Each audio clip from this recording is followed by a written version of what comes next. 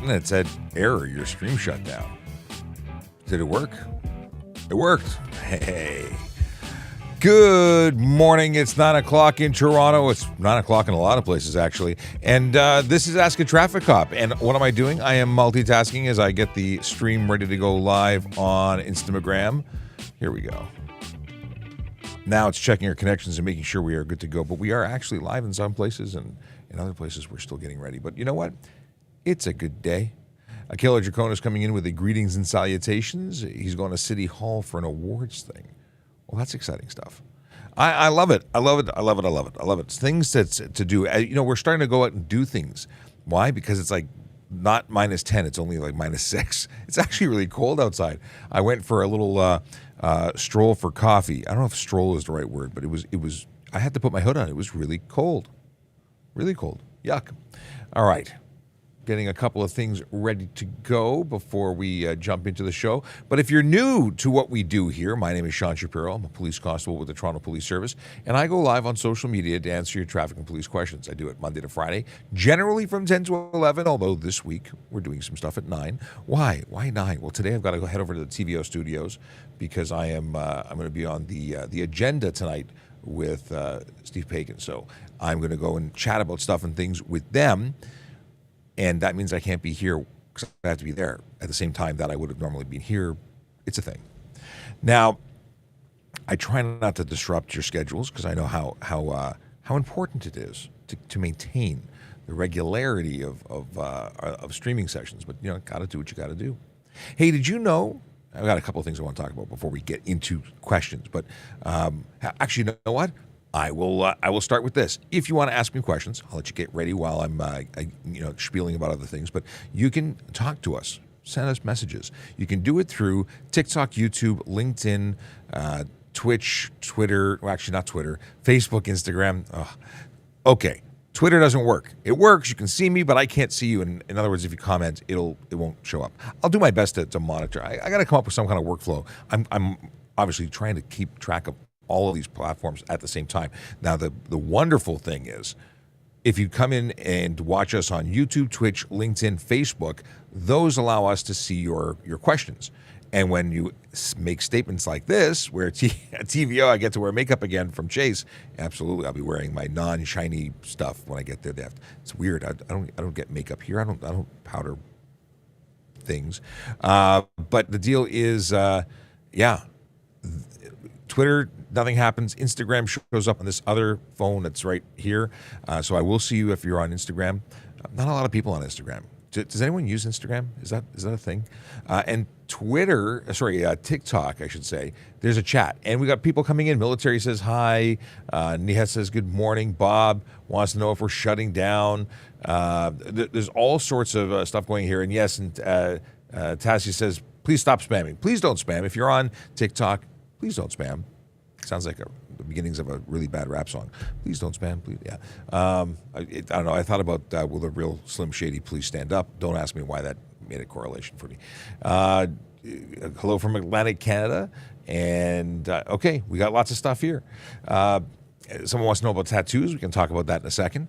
And what am I trying to say? What I'm trying to say is CJ, my producer, colleague, partner, person who sits over there, is cutting and pasting questions into the chat so I can actually go in and do this and keep track of everybody, because the goal is to answer all your traffic and police questions. Now, where was I going? I was going to say that, did you know that if you are hold on, I got to adjust this. Okay. Did you know that as a pedestrian or cyclist in the city of Toronto, we have a special collision reporting center? It's right here in this building. So if you're in a situation where you're involved in a collision and you're not taking a report, or report's not being done at the scene, you have the option of starting an online report and then completing that report here in person. Now, you can do that here. You can go to any one of the locations. In fact, you can go to the east or the north. East or north, yeah. And that information is on a tweet I just put out this morning. Why is this important? Because before you had to go out quite a distance to either Scarborough or to Weston and Finch. And now you can go to downtown Toronto, which is much more convenient if you're walking or cycling or any mode of transportation other than driving. trying to make things easier for the pedestrian cyclists, but it does not allow you to use cars cannot come to this location, just to be clear. All right, Vision Zero enforcement team, want to chat about that very briefly. It is the magical group. Let me move this chair out of the way. It's bugging me. Okay. Yeah. So Vision Zero, that wasn't awkward at all. Vision Zero enforcement team, that group of officers that go out every single day to change driver behavior. They do it through writing tickets, not going to lie. That is an education system. See, we try and dissuade people from breaking the law. We try and suggest they do that they do things the right way, which is not break the law, not speed, not drive aggressively, not drive impaired, not use their phone while they're driving. Doesn't work for everybody. Some people need a next level education, and that is done through enforcement. We issue the ticket, and of course that means your insurance goes up, and you have to pay a fine. You have to go to court if you want to fight it. It's so much easier just not to break the rule. We get accused of being tax collectors, of just being out there to make some money for the man. It actually costs a lot of money to do enforcement. Putting police officers out on patrol, looking for people who are violating, and then issuing tickets, and then going to court to support them. That costs money. And yeah, some people pay without disputing, and other people choose to go through the court system. But it's really just easier if you don't break the law, and then we can go and do other things. Get a coffee. I'm kidding. We're always going to be out there. We're always looking. But the truth is we want to make people safe. We want to make the road safe for everybody. And we are currently in the midst of a traffic safety campaign. Oh, yes. What does that mean? It means we're talking about traffic safety more than ever.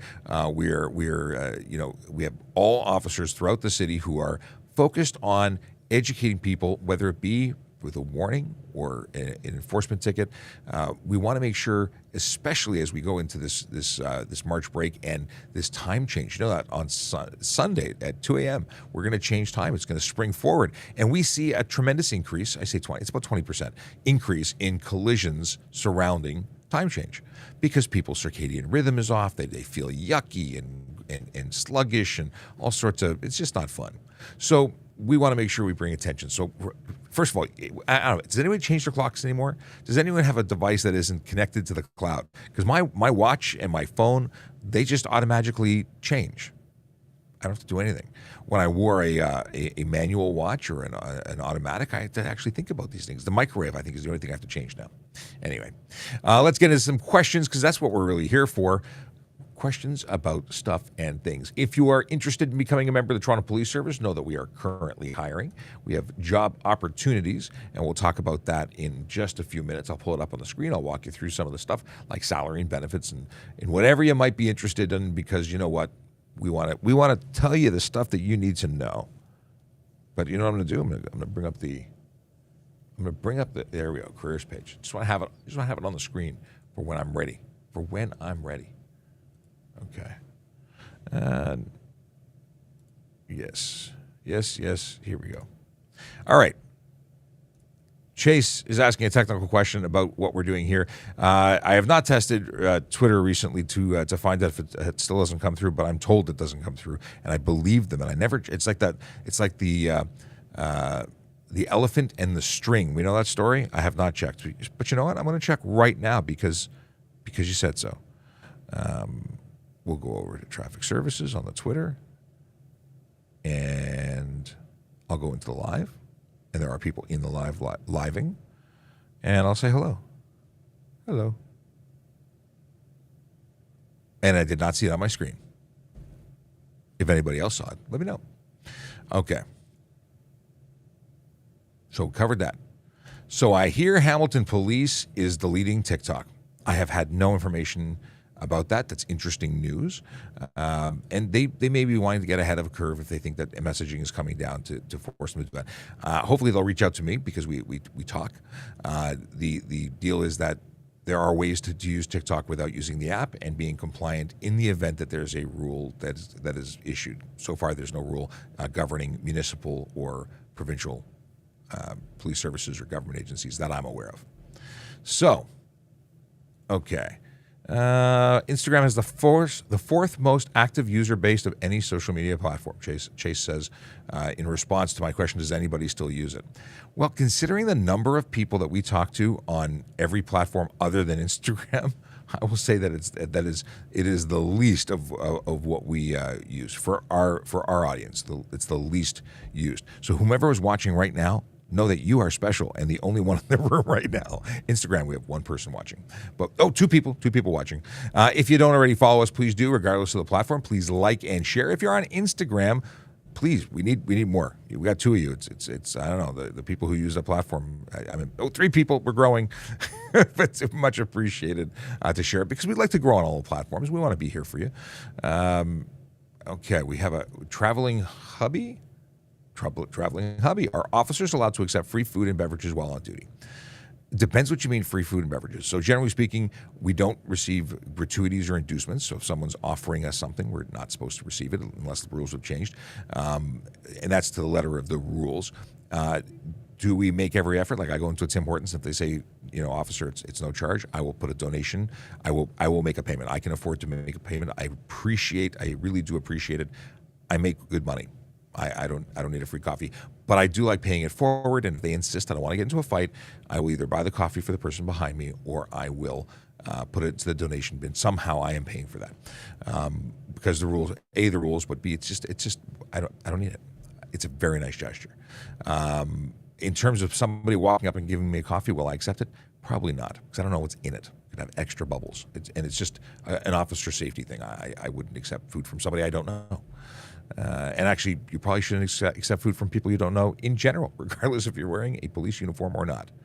All right. Ooh. Okay, here's a question about stunt driving. If my friend was caught speeding 207 in an 80 zone, had his car impounded, how could he approach court date? You mean how should he go about getting a defense or getting legal counsel? Because that sounds like they were pretty guilty doing what they were doing, and there's no, they have a court date that is already set. They have to attend. They can ask for disclosure to find out what's involved. They can look at the guide that's available online. It's a free guide for, what is it? It's the Guide to POA Defendants, and that'll give them an idea of what they can do. They may want, it's a serious charge. Stunt driving is serious. Stunt driving and possibly speeding in addition to that, unless they were charged criminally for dangerous driving, because that's in the realm. That's a potential. If they're convicted, aside from the 30-day driver's license suspension and the 14-day impound of the vehicle and all the fees related to that, they are looking at a 1 to 3 year driver's suspension after being found guilty. That's assuming that's their first conviction, because if it's their second, they're looking at a 2 to 10 year ban, and if it's their third, they're looking for a lifetime ban. They're looking at a $2,000 to $10,000 fine. It's serious, folks. It is. It is not okay. All right. If you have more questions, feel free to ask them, but we're going to move on. Someone wants to know about driving with a can of gasoline inside your car or vehicle. So there are some serious safety concerns with that. If that is not a sealed container, you could be gassing yourself, for lack of a better term. It's not a vented area. You're going to be breathing in those fluids. Not the fluid, but the gas. You could have some issues there, and it could make it dangerous for you to be operating the vehicle. Is it specifically illegal? I'd have to look it up, because I don't know. Chase says it should be notes. What? It should be notes that for stunt driving, they have to complete a driver training course before eligible. Oh, is that right? I heard about this, that there's a course. I didn't know that it was always, I think it's an option for the courts, but maybe it is now mandatory. So, cool. Good question. If a G1 driver has a G driver occupying the drive for accompanying, I think you mean accompanying the driver, can there be more than one passenger under the age of 19. So there are no restrictions for the people in the vehicle when the G1 driver is driving. If they have a qualified G, which means a G-class driver with at least 4 years experience, they have the 4 dots in the bottom. It's the bottom right-hand corner, but it's actually to the left of your mini-me photo. If you have those 4 vertically arranged dots, then you're a qualified supervisor. But nobody else can be on the front seat. So if you have 2 bucket seats, that's easy. If you have a bench seat, nobody can be in between the driver and the supervisor. In the back seat, however, you can have as many people as you have seat belts and seating positions. regardless of age. When you get into age restrictions, that is where you have, with a G2 license, a condition between midnight and 5 a.m. that in the first 6 months you can have no more than one person under the age of 20. And in the second 6 months of getting a G2, you can have no more than 3 people under the age of 20. But there are exemptions. If you have immediate family that you're traveling with, you are permitted to have them in the car without restriction. Let me scroll back and see if I've missed anything, because that happens now and again. Here's a good one about tattoos. That's what we started talking about earlier and then forgot. And okay, let's switch to that. While I'm surfing for more questions. Hi, I have a question. Can you have a tattoo on your hands while applying for police? Depends on what the tattoo says. And you can certainly apply with a tattoo, but whether or not it'll interfere with your process is a different situation. If there's nothing hateful, if there's nothing racist, if there's nothing that is inappropriate, then you should be okay. But I have a friend who's a police officer here, and he moved here from another country because he was a dual citizen, but he couldn't be a police officer there because he had sleeve tattoos, and he wanted to be a police officer. So for that reason, he came to this country to have the opportunity. So based on him being allowed to have it with arm tattoos, I don't see why hand tattoos would be an issue.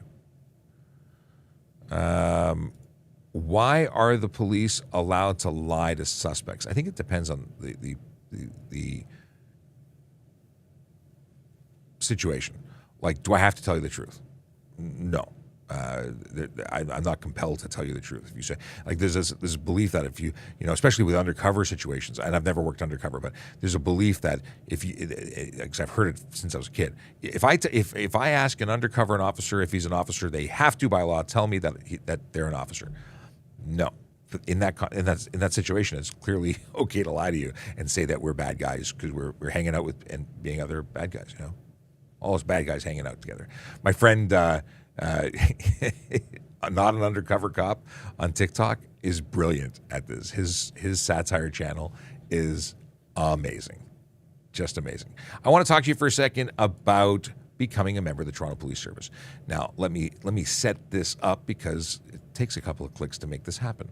But I want to show you the site, and I want to show you specifically the here we go. Careers. That's what I want. Here we go. Trying this. Hey, it worked. Sort of. I got to take this down. Okay. So here we go. I want to show you what we're talking here. These. Hey, look who it is. It's Erin. That's Erin. Can you see my mouse? Where's my mouse? My mouse is here. You can't see my mouse. Okay, but that's Erin. She's on the interwebs. Okay, we have a number of jobs that are posted. So police constable, parking enforcement officer, lateral hire is if you're a police officer for another service. We have special constables, communication operators, and then a ton of civilian roles that get posted and then replaced. So depending on where you are, check back frequently if you're interested at all in becoming a member because things change. And if we go to civilian roles right now, should probably be on the right screen. Civilian roles right now. You can see that we have a civilian staffing advisor for talent acquisition. Our employment unit is looking for employment people. Training, education, equity, inclusion, and human rights instructor, finance project specialist, solutions architect, intermediate technical analyst. I don't know what UC infrastructure is, but it sounds important. And communications operator, which is actually, they have their own heading. I don't know. I guess they're still civilian. Then you get into police constable, and there's tons of information about police constable process. So, it talks about the qualifications. That you have to be 18, a citizen or a permanent resident of Canada. You have to be able to meet certain requirements, and they're all listed here. Talk about working shift schedules, because that's a thing. And then it gets into even somewhere down here, how much money, salary and benefits, compensation. So it's all here, everything, as well as your ability to get more information. And that's really what's important. You need to know all the stuff so you can make an educated decision about what you want to do. All right, let's jump back into questions because that's what we're here for. The thing you're never supposed to say that I say regularly. And is it Ganesh Barrett that says, thank you for doing what you do? Thank you for the thank you. I appreciate it. I don't know if you're still there, but I don't know how to like it, but I wave. I waved back. Okay. So we have when two cars come to a four-way stop at the same time, who goes first? Well, here's a funny thing. Someone has to. And in Canada, we usually go, you go, you go, you go, you go. And nobody goes, and then somebody goes, and then they both go. And here's the situation.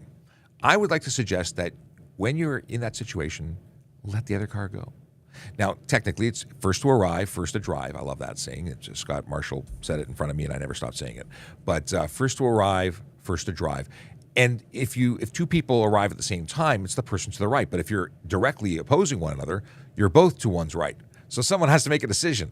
So if you were to start, you either give the wave and the other person goes, or they wave and you wave back, and it becomes a mess, folks. That's what it becomes. So someone makes a decision, starts to roll, and then they go, and you work it out. But generally speaking, nobody arrives at the same time. Very rarely. What's the best way to report stunt driving and people who run stop signs when you don't have a plate number? So if you're in the city of Toronto, and I can't speak for other jurisdictions and how they take reports, but the city of Toronto has, the Toronto Police more specifically, have a magical website, tps.ca. Hang on a second as I move I have to move my bags before the show starts to make room for the good sergeant. You know what? You weren't expecting me? I didn't know for certain that you were coming. No, I just got off a meeting, and I'm able to get in here and join you. Magical. And to everyone who has no idea who this gentleman is, Sergeant Murray Campbell. We need theme music for you. Yeah, you don't want to see me sing or dance. Okay, That's fine. never good. All right. So we were just discussing the best way to report stunt driving. I was suggesting that in the city of Toronto, www.tps.ca has a link to making reports. You can do all sorts of reports, immediate parking complaints, but you can also report driving complaints in the community. So if people are driving by and not stopping at a stop sign, even if you don't have plates, or you can make reports about a specific person. So that would be the way to do it. I don't know about other jurisdictions. Hopefully they have magical websites, but if they don't, then that's a different situation. Then I guess you'd call it in like everybody and make a report. I would imagine so for other services. Humblebee wants to know how to stop hating police. Why do you hate police? I don't know. We're just people helping people. But you know what? Maybe if you're doing something wrong and getting caught a lot. Getting caught, people being held accountable, that's our whole thing. So if we're holding you accountable for doing the wrong thing, then I can understand why you'd be peeved. But you can hang out here, listen to some dad jokes. Maybe you'll change your opinion, and maybe you won't. But I hope you do. What do we have here? Do you have to show your police your identification any time they ask? Well, if you're driving a motor vehicle, yes. Because we can stop you regardless of what you're doing behind the wheel of a motor vehicle. If you're driving lawfully, unlawfully, we can stop you and we can check to make sure that you are a licensed driver. So in that scenario, yes. And not just your identification. If you're the driver of the vehicle, you have to provide your driver's license, and it has to be valid. If you're a passenger and you're committing an offense in a motor vehicle, then yes, identification can be in many forms as long as it's believable by the officer. Yeah, it has to be. You have to satisfy us that you are who you say you are. So sometimes that's going to be name, date of birth, address, last address. We ask some skill testing questions to make sure that you are who you say you are. Because very often people lie to the police. I know it's hard. It's hard to believe. I know. Shocking, in fact. I've heard that, but mostly rumors. Yeah. I had a guy, and I've told the story before, but I'll tell it again. I had a guy that in the late at night in the division I used to work, and all the lights were off in their car. Pulled him over. He didn't know how to turn the lights on. Get to the point of driver's license. Oh, I forgot it at home. Gives me all his details, and I come back and I said, "Sir, the license that you provided is suspended." He goes, "My brother is suspended his license." Like it was an outburst. So he was giving me, he had never been licensed. His brother or twin brother had been suspended, and he was unaware. So things happen. Yeah, and maybe that's a clue as to why they didn't know how to operate the headlights, because They shouldn't have been operating in the first place. Well, the driver was drunk, and this was the stand-in who was less drunk. So there was, some investigation that happened there, and maybe some arrests and stuff and things. Stuff and things. What do we have here? Can I get a good luck so I can pass my G test? I think we can handle that. Absolutely. We have good luck. Good luck. We give you all the good luck. Good luck. Good luck. We're giving you the good luck. No, that's awesome. And yeah, good for you for going and doing the whole testing process, because it's a lot of work. It is. Sometimes it's stressful. You know what? Be calm, be professional, go through it. You'll do just fine. And I'll give you the tips, the tips that I suggest, and they're not the tips you're expecting. I suggest if it's today, hopefully you got good sleep, because we can't change it now. It's too late.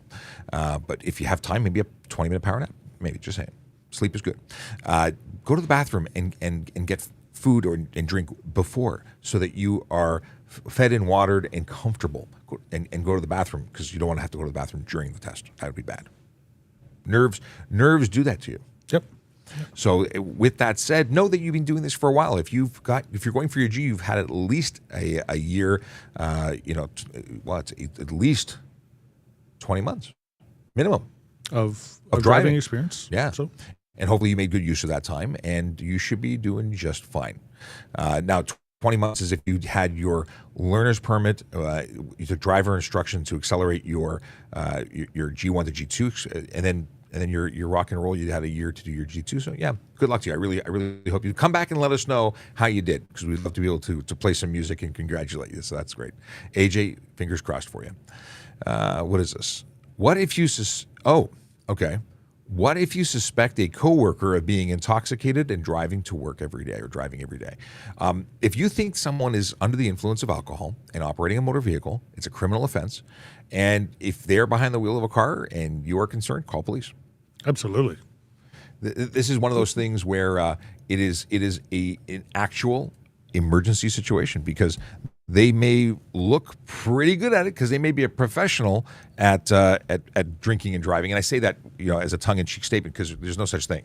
If you are driving under the influence of alcohol, it's a matter of time until you hurt yourself or somebody else. Yeah, and we don't ever want to see that happen. So if we don't know all your coworkers, we don't know your family, we don't know the people that are out there, that's why we have to investigate. If you give us that information, we will be more than happy to do that on your behalf. And if it turns out they're not, no harm, no foul.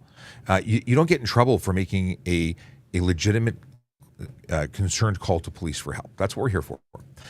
It's different if you're abusing it. If you're making things up, and that's a whole different situation. But there's a road to deal with people who use it as a weapon.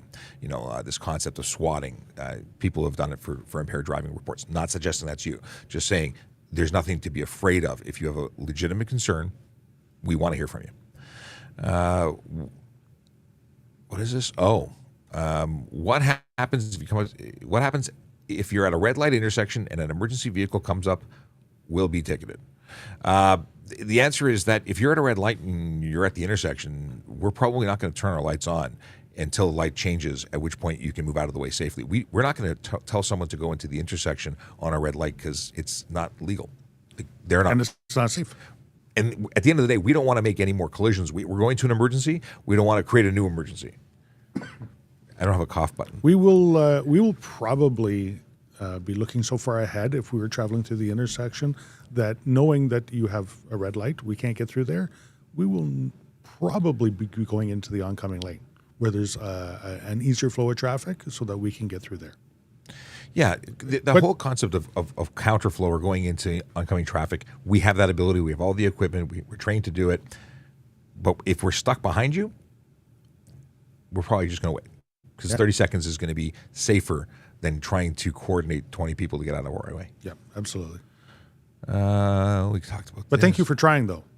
I want to say, you know what? It shows that you're caring, you're understanding the need for us to get through there in an emergency situation, or fire, ambulance, and wanting to do everything you can to help. It is appreciated. Seamus, you are a good human. Awesome. It is. The vast majority of people just want to help and be part of the solution, and we appreciate that. We really do. But it's important that we acknowledge that sometimes doing nothing is the best thing. Chase left a volley. Now, volley, that's the peace sign. That's that logo on the hand. Which in some countries I heard this is actually not Yeah, it's nice. not. Yep. And I wonder if they know that. Because I was watching a TikTok. I'm going to England soon, and they said, please don't ask for 2 beers when you go to the bar, because that's Yeah, I know that. apparently- Yeah. Yeah. So for those who know, you know. But I don't think that's what their intention is, because they're a good company. And that company has a software called Volley. And Volley app allows you to send me video, voice, or text. And that's exactly what Chase has done. If someone else was found at fault in a collision, could you still be charged in some way if you had an opportunity to prevent that collision? Like if someone runs a red light and you T-bone them, but you had plenty of opportunity to slam on the brakes, could you be charged? Yes. Yeah. We look at the whole collision, and we hold everyone responsible for their part to play in it. And then who is ultimately at fault will be, I think the insurance companies and the courts will determine that level. But if one person made an illegal turn or failed to yield or failed to turn or was going too fast and the other person did something else, we'll charge everybody for what they did. And then the courts and the insurance companies will fight it out. Right. So we charge for offenses. If one of those offenses actually caused the collision, then that's covered.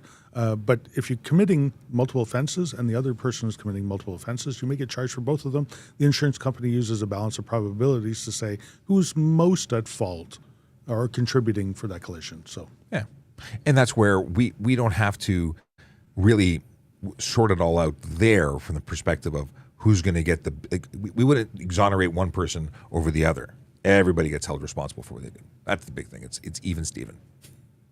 Okay, we've got a couple questions, but first, Big Jeff Fresh is late to the party, but says good morning. Good morning to you, my friend. Let's see. Our officers, we talked about this already when the answer was, we talked about accepting free coffee or food or drink on duty. And the rules, I imagine, haven't changed since I joined. We're still not allowed to accept gratuities. And there's an officer safety issue about someone walking up with a coffee going, here, officer.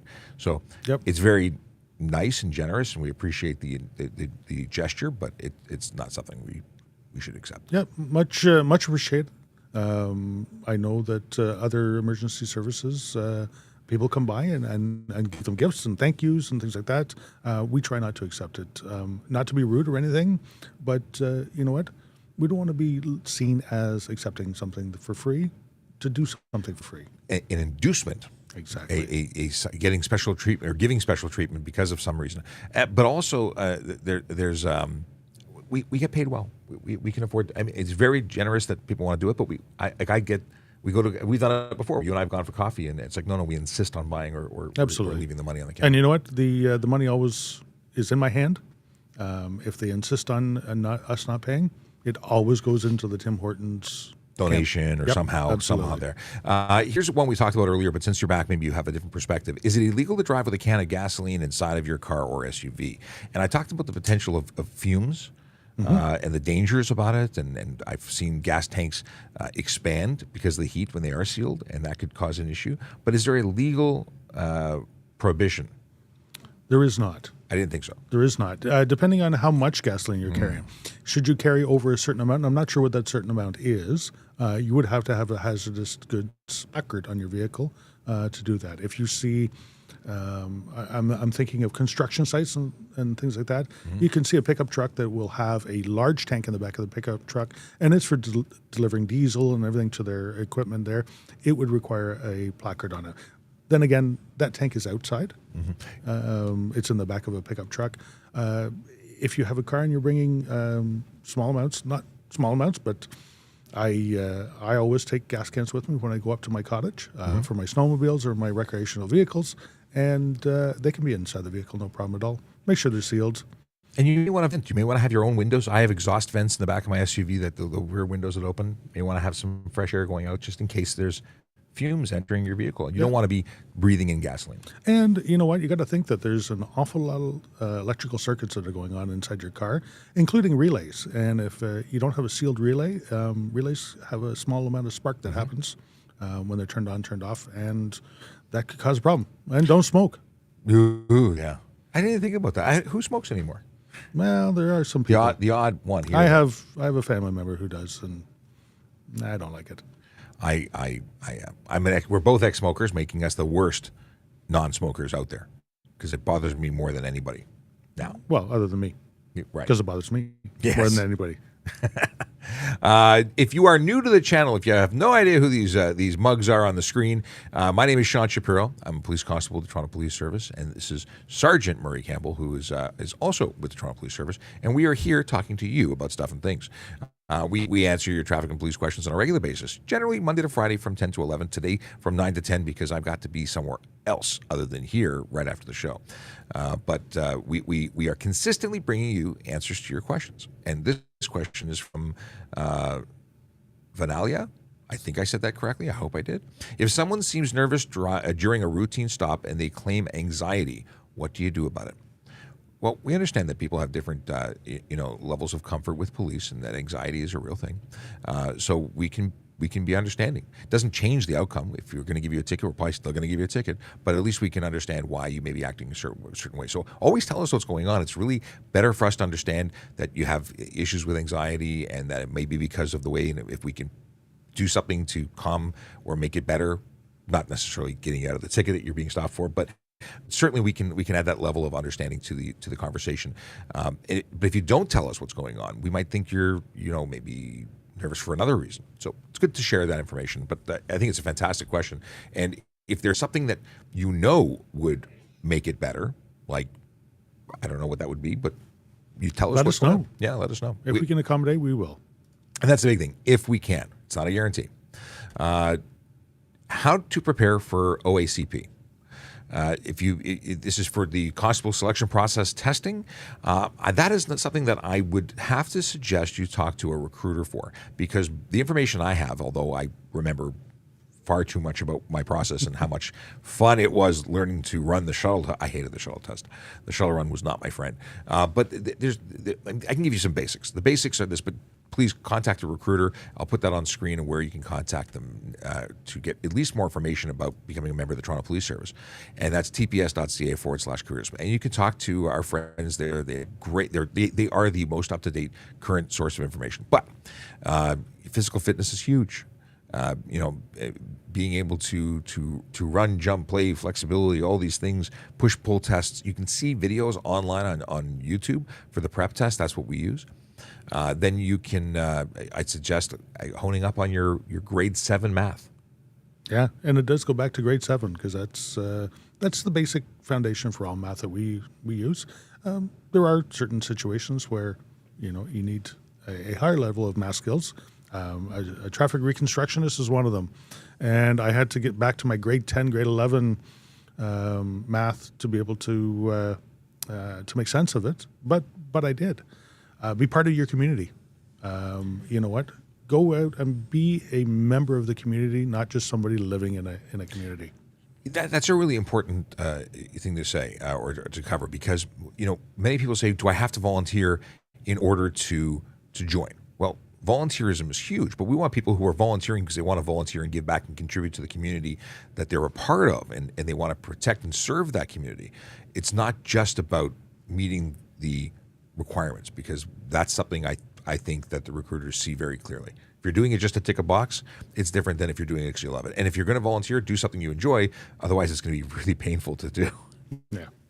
Garbage collection is not fun. I would suggest doing something you really like. There are also practice skills for your written exam as well. Yeah. So there are books out there. There are online forums out there that can give you a better understanding of what to expect when coming up there. Have a look at them. Research them. Absolutely. Practice them. I got a tutor in math. I went to a local tutor who took me back through math and from a different lens. As a kid learning grade 7 math, you learn as you learn, but finding the tricks to speed, because it's about speed. You have a certain amount of time. Yep. And you have to be proficient enough, not just to be able to answer the question, but answer it without spending time and wasting it, because you may have other areas where you need more time, like your writing or and there's so many interesting things. Talk to the recruiters. That's the best thing to do. tps.ca/careers. And we could talk about this forever because we have lots of memories surrounding this. Yep. And once you go in, then there's the interview processes, and it goes on and on and on. What type of license do you need when you do a school bus conversion and register it as an RV? Interesting question. I don't think anyone's ever asked us that before. It's my understanding that once it is an RV, it is a G-class license that would govern it. That is correct. You may need for air brakes if you have air brakes, a designation, but the actual bus itself is now an RV. Yeah. As long as it's registered as such, it's been through the conversion process, and you'll have to get it inspected that way to change it from one designation to another. It is a Class G license in Ontario, depending on the weight class. And there's a maximum. There's an exemption for most length and weight up to a maximum. Yes. I'm seeing a question. Someone's asking about questions coming through on Twitch. It should be working. If you're watching us on Twitch, we should see your questions. But we're getting that question on TikTok, so you're obviously here as well. Darren wants to know if we're going to be continuing to use TikTok with the new federal requirements. And I'm glad you said federal requirements, because at this time, my understanding is that that ban is only for federal government employees and their devices. At the moment, we've not been given any direction to stop. We have made plans and discussed what to do if we can't use the app anymore. And we have a plan, because what we're doing right now isn't utilizing the app at all. And that's my understanding of the focus of the security concerns. So unless there's more that we have not yet learned, or if we're given specific direction not to use the platform, then we'll continue to bring this content on the other platforms, because, of course, we are currently on Twitch, YouTube, LinkedIn, Facebook, Instagram. Now, Instagram is an interesting platform because we're there on a separate device, but hopefully I'll come over to the widescreen where it's much more fun. And there's actually nobody in the room. We're actually live streaming to nobody in Instagram. Oh, wow. I don't understand Instagram. There were a bunch of people who came in. Maybe they all moved over where it's more fun.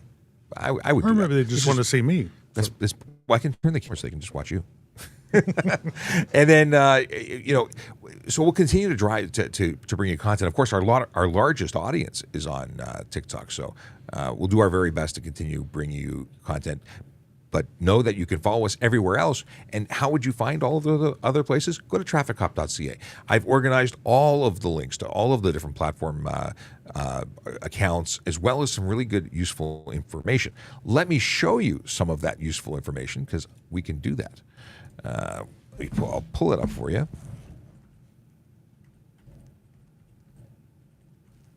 If I typed that, I did. Look at that. I did. Actually, I should have done it somewhere else. Here we go. Screen sharing, the window. Here we go. Share. Take this away. I need like one button. So Look at you. fancy schmancy. Come over here. Okay. So here you can actually find the other social media platforms, our podcast, everything. I got to publish a couple of episodes in the can that I have to use in the film can. Like they're filmed, they just need to be published. Traffic services links, so you can find the other one, our YouTube page. Here's great. I just found a spelling mistake. I just updated this morning, and apparently I left out the E in more. But you can find the General Toronto Police site, the traffic services page in particular, that link for making reports that we talked about earlier. And this is the link for the online portion of the cyclist and pedestrian collision report, which you then can complete at any one of the collision reporting centers. I didn't know this was a thing, and I put this almost as a gag. You can make a compliment, or you can compliment a member of the Toronto Police Service. There's a link on the website. I had no idea it existed, but when I was perusing the TPS site, I found this. I'm like, what better way to Wow. I had no idea either. Yeah, so if you have a nice thing to say about someone like us, just saying, you can do that, and then somebody will look at it and probably throw it in the garbage. But it's really nice. Now, this is the useful links that I keep talking about.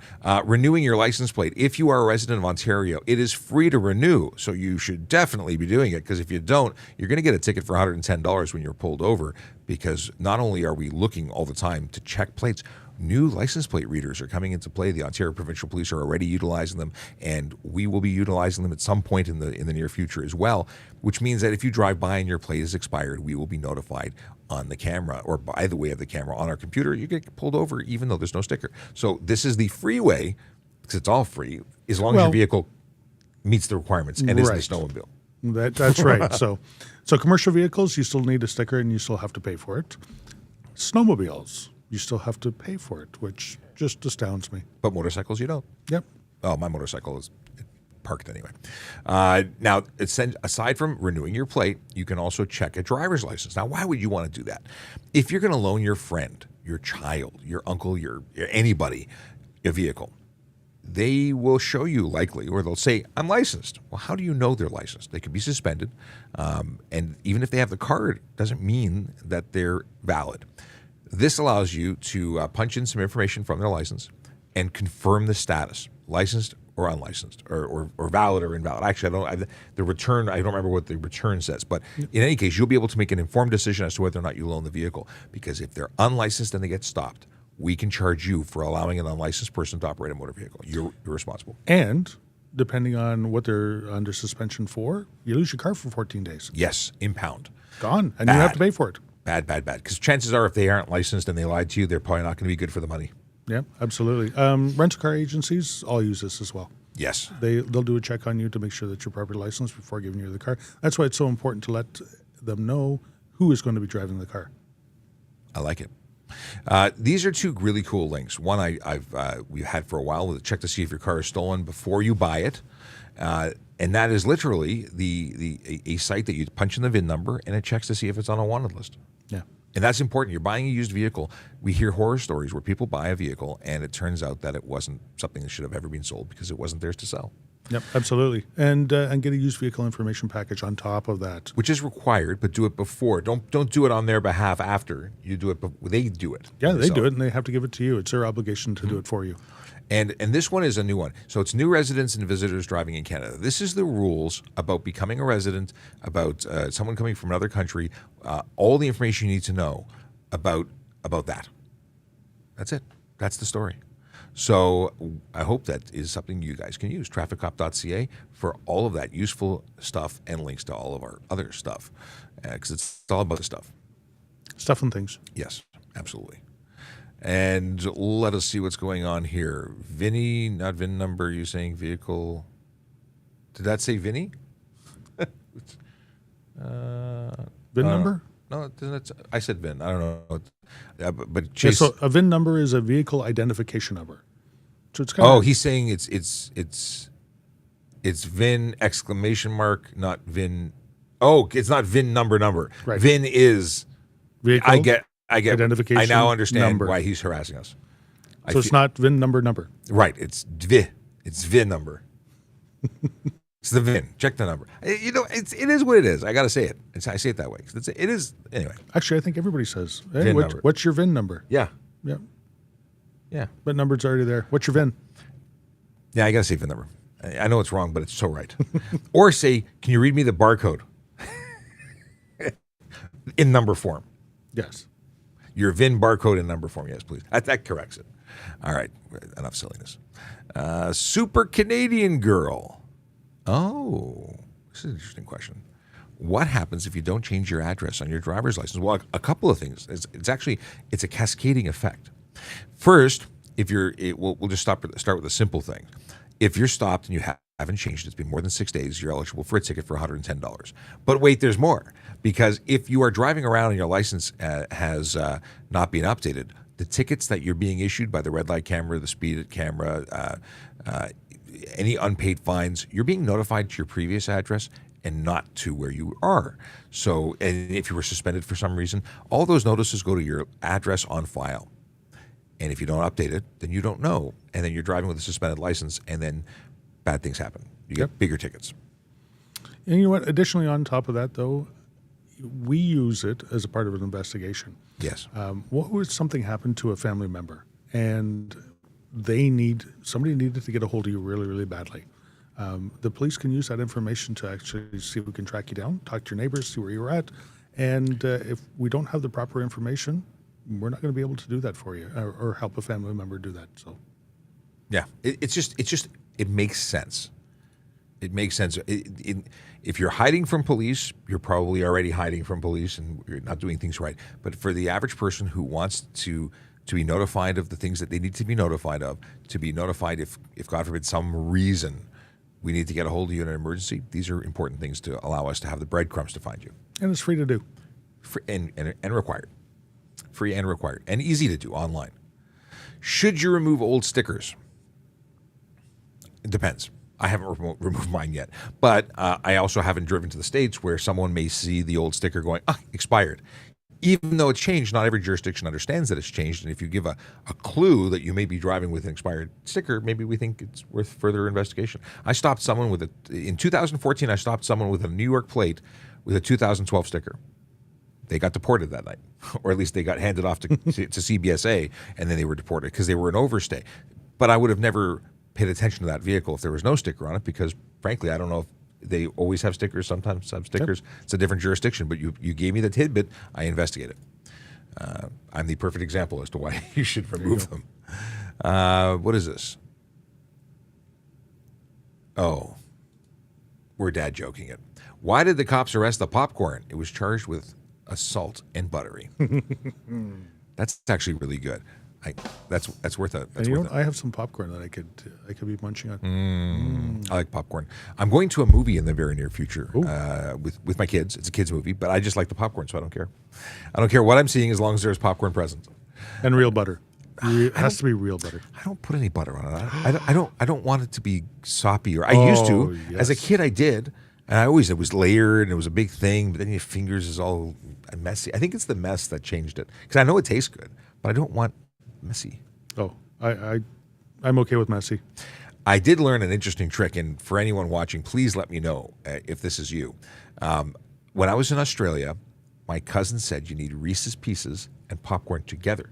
You take some Reese's Pieces and popcorn together, and it's the most magical thing ever. You put a couple of Reese's Pieces in your mouth, a couple of pieces of popcorn, you chew it. They actually sell it now in combination.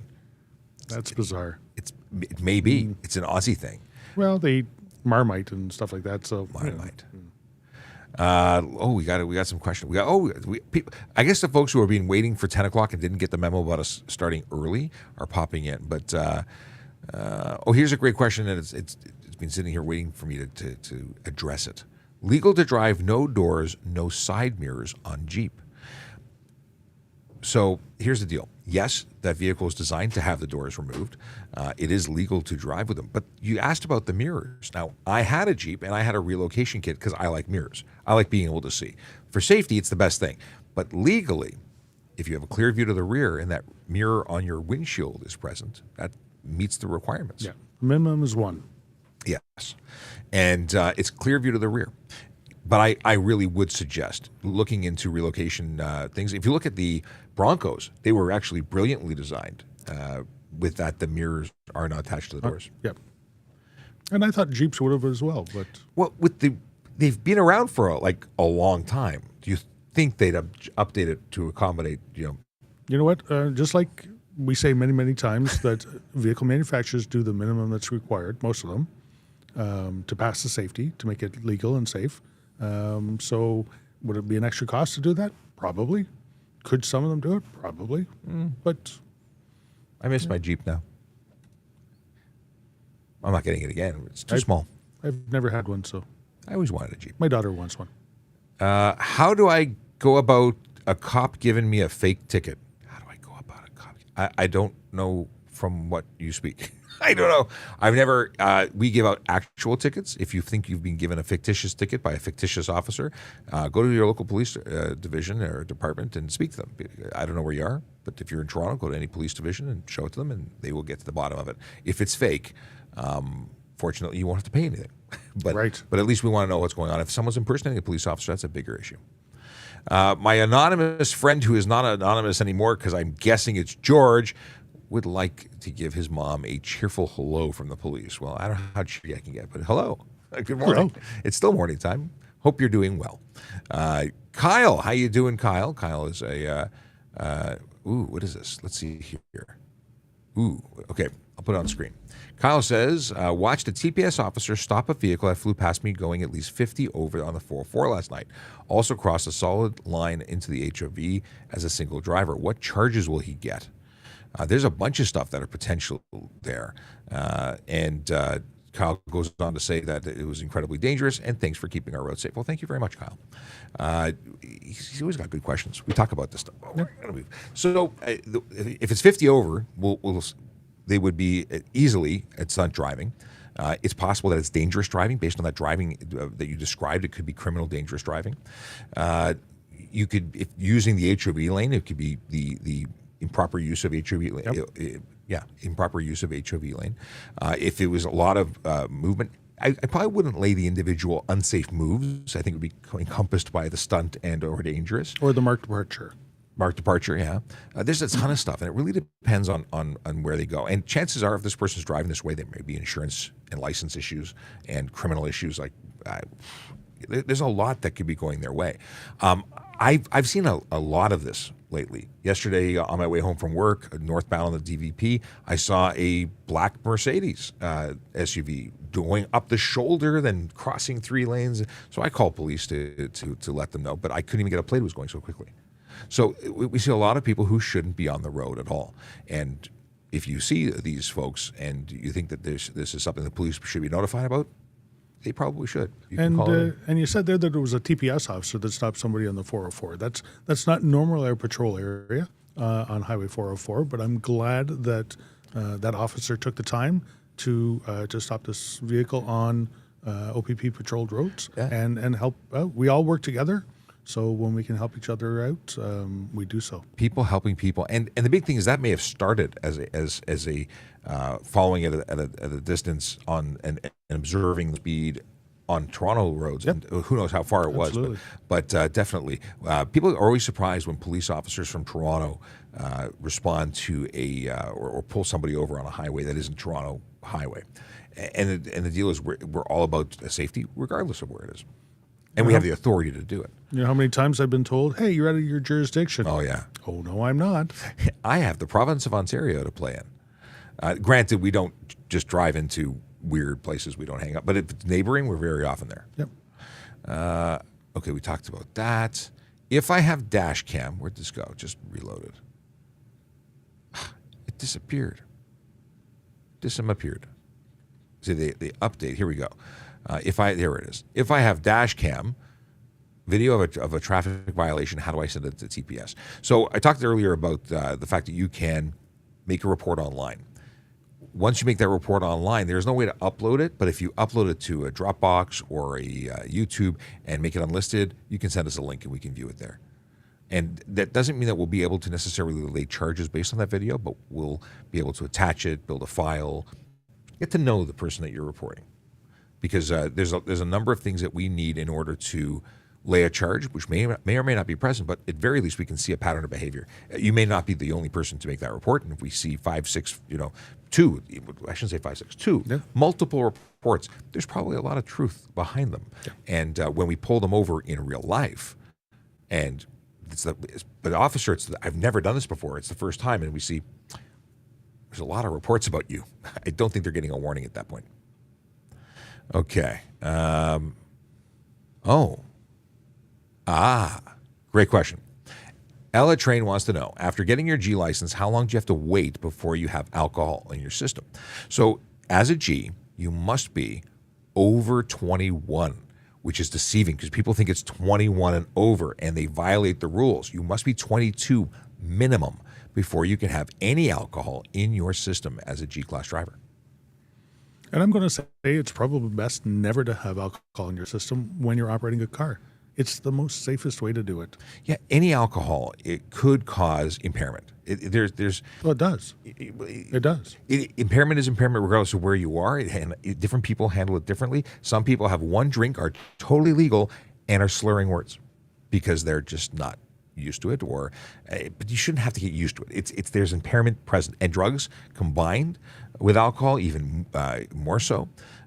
So it's not just about alcohol. It's about marijuana because now that's legal. Can't have it in your system, and zero tolerance until you're 22. And even when you are older, I just don't drink and drive. I don't consume anything and drive. Nope. A lot of coffee and drive. Okay, we have only a few minutes left because I've got to get out of here and take a drive to visit our friends at TVO. But yeah, put that one on there. Which one? That one you're on right now. Nope. This one? Nope. Or this one? That one. Okay. I haven't read it. Is it illegal to drive with a small dog on your lap? Also, is it illegal to drive barefoot? 2 questions. It's a twofer. It's a twofer. One. So, Maggie, the answer is having a dog on your lap is careless driving. Absolutely. It may also be driving while crowded. There's additional charges that can be laid. It's also absolutely deadly for your animal in the event of a collision. If a small dog goes squish, airbag deploy, 200 miles per hour, ejects it out. It's bad. It's a bad at the office. And you know what? You may have the most well-behaved dog, but it's a completely individual that has a mind of its own and can act in different ways depending on the different stimulus. So, no, absolutely not. Do not put something that would impair your ability to operate your vehicle to the best of your ability at any time. If you truly love your animal, put it in the back seat on a tether or in a crate. If the back seat's not an option, the front passenger seat, tether or crate, but outside of the area of your driving. They may not like it. They'll have to deal with it. It's funny. We put kids in the appropriate seats, but because we care about them. But our animals, we very often see them on laps, and it's just not safe. Yep. What about drive barefoot? Drive barefoot, not illegal. Nope. Not a good choice, given the option of foot, no foot, foot. No foot is a totally different situation. But driving without barefoot, you could hurt your toesies.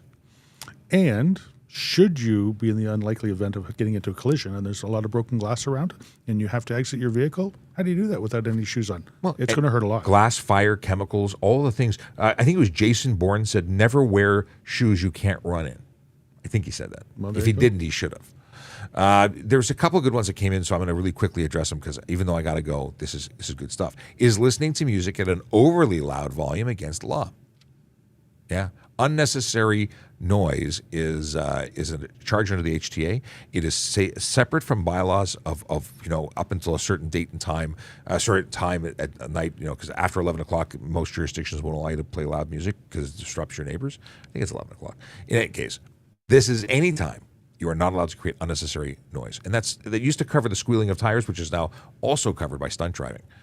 Akela just saying, stay safe. Remember, don't have a good day, have a great day. Because he says that. Oh, that's not his message. This is his message. Yeah. And my life was my life. My wife is my life, and she was incognito, said nothing all show, so I wouldn't know she was there, and I couldn't make anything, statements to embarrass her. But she says, stay safe, everyone. My real life wife. Okay, here, we'll do this one, and I think that'll do it. Oh, no, we'll do one more. Okay, Jonathan Costa wants to know if traffic on the QEW is going under the limit on the left and center lane, can you pass on the right lane at the limit? So passing is different than, it's a funny thing. If you are in the right lane and you happen to overtake because you're going at the speed limit and everybody else slows down, it's safe for you to do so. That's not against the law. You don't have to go past people on the left and pass. But if you were to go from lane 1 and make a 3-lane change to go around them on the right, now we're talking about unsafe maneuvers. It's a different situation. If it's reasonable, if you're not doing anything that is dangerous and overtaking on the right, that's not specifically illegal on a multi-lane highway. And overtaking on a right or passing on the right is specific. It's passing on right of roadway. Yes, and that's different. Which is completely different. There's actually not an offense for passing somebody on a multi-lane highway on the right. That's right. It's not courteous for somebody to hog the left lane. It's safer if people are going to be passing to do it in the left lane. Everybody knows what to expect when you're traveling in the left lane. Mm-hmm. You may be traveling at a higher distance or a greater speed, but it's not unlawful. I love it. Do cops give parking tickets, or is that only parking enforcement people like Aaron Urquhart? Hi, Aaron. Do cops give parking tickets? We can. We have the authority to. Generally speaking, it's done by the good people who do that full time. They're much better at it. They know all the rules. Yep. And although we have the authority, we specialize in what we specialize. So I used to do all the what's it called? Rush hour routes. Yep. So we used to do it, and I don't think that's as common these days. Well, there's not enough of us around, but absolutely, if we see something, we certainly can do it. By the way, cool name. You see the username? Cool name. It really is a cool name. Yeah. What is the legality of bringing a dog or cat on a motorcycle? I've seen a bunch of videos where people are driving with a dog or cat riding on the back. I don't think there's a specific law against it, unless it was in front of you, interfering with the way you're driving. So if they were in a backpack carrier, could be same as could be on the your same lap. situation. Yep. Yeah, could be. But I've never read one that said, yeah, maybe. Cops are on TikTok. Can you ask questions that are not traffic questions? So Heather wants to know if you can ask us questions. We generally do talk about whatever you ask about, but sadly, you'll have to send us a DM because I went 4 minutes over and I got to go. But it has been my pleasure, as it always is, to come out here, hang out, and talk with you for an hour. It is something we do weekdays so that we can share the knowledge. Sean, I got one thing before we go. Okay. This is from my daughter. A police officer arrested a bottle of water because it was wanted in 3 different states: solid, liquid, and gas. I watched a turtle take a picture on its phone. It was a shelfie. Shelfie? Not bad. Not bad. I decided to sell my vacuum cleaner. It was just gathering dust. I think you read that one before. No, I think You previewed it. I previewed this to you. Okay. That was a good one, actually. I like the Gathering Dust one. I was reading a book about anti-gravity. It was impossible to put down. It's good. I like that. Is that All right. you're going to hold it? Okay. That's it. All right. So I'll play the traffic song to send you out, but it is, as per usual, awesome. We'll be back tomorrow. And we'll be back tomorrow earlier because we're going to be on with Jerry Agar on News Talk 1010. See you tomorrow. Yellow light, red light, green light, go. Driving safely helps the traffic flow. Watch for pedestrians, look out for bikes, and don't drive like a jerk that no one likes. Yellow light, red light, green light, go. Driving safely is the way to go. Put down your cell phone, nobody needs you to text and drive on the DVP. Yellow light, red light, green light, go. Stop at stop signs, look both ways, then go. Seatbelt, save your life indeed. And watch your driving, don't speed. Yellow light, red light, green light, go. Driving safely is the way to go. Don't drink and drive or smoke some weed, because you might go to jail and not get free. Yellow light, red light, green light, go. Driving safely helps the traffic